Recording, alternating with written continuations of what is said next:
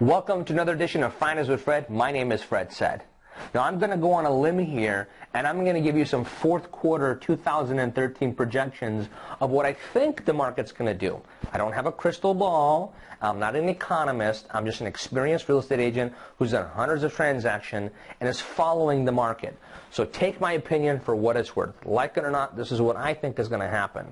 So where we are right now with properties, we have an influx of inventory that's coming on the market. Not drastically too high, but enough inventory has come on in the past 90 days that buyers actually have options now for the most part. And they're not involved in all these bidding wars and have to overpay for properties. No.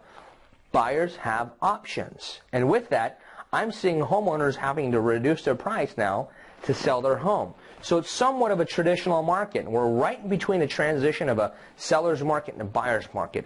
It's really a case-by-case situation when I look at a seller or I look at a buyer in a property and whether or not who has the advantage. But ultimately, I believe that this type of market will continue forward. Inventory will come on. Buyers will continue to buy properties because rates are still fantastic and they're low.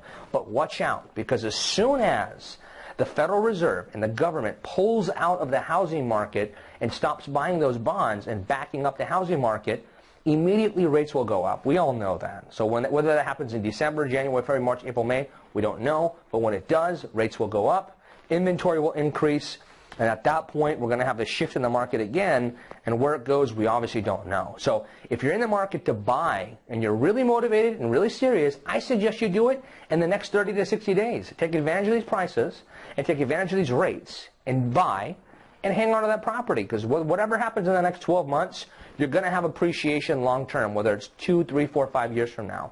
And rates, I don't know how long they're going to be in the fours. So if your loan is important to you and you're not all cash, get a loan at 4.25 or 4.5%. Why not?